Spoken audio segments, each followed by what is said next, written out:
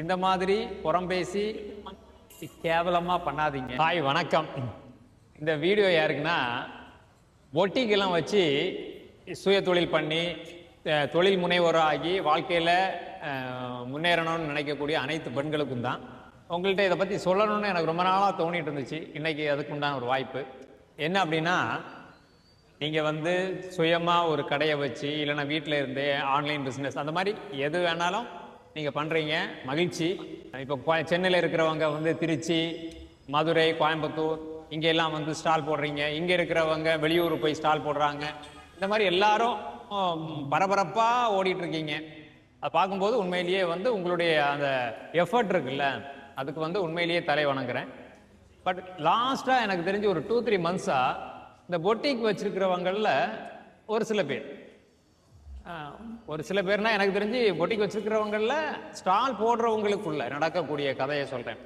அந்த லயான்னு ஒரு சிஸ்டர் இருக்காங்க. ஆக்சுவலி எனக்கு அவங்கள ரொம்ப பிடிக்கும். அவங்களுடைய அந்த பேச்சுக்கு நான் அடிக்டட். ஈவன் அவங்களுமே இந்த பொட்டிக் வச்சு ஸ்டால் போடும்போது பிரச்சனைகளை ஹேண்டில் பண்ணுறாங்க, பிரச்சனைகளை சந்திக்கிறாங்க. அவங்களுமே இன்னொரு டீமை பற்றி பேசுகிற அளவுக்கு நிலைமை மாறி இருக்குது. அதாவது உங்களுடைய கான்சென்ட்ரேஷன் எப்படி இருக்கணும்னா, தொழிலை அடுத்த கட்டத்துக்கு கொண்டு போகிறதுல இருக்கலாம்.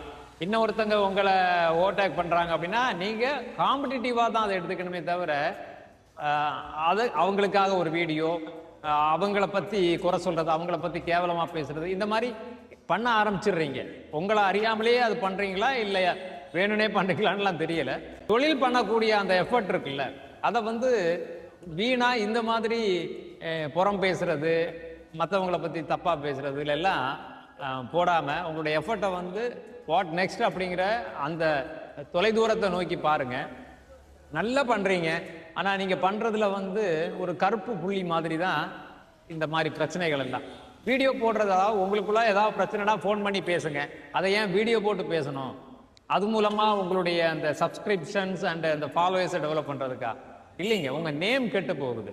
அதனால் உங்களுடைய தொழிலை அறிவார்ந்த புத்திசாலித்தனமாக ட்ரை பண்ணுங்க. இந்த மாதிரி புறம்பேசி கேவலமாக பண்ணாதீங்க. உண்மையிலேயே பார்க்குறது கஷ்டமாக இருக்குது. உங்களுடைய தொழிலில் நீங்கள் முன்னேற பெஸ்ட்டாக வர வாழ்த்துக்கள்.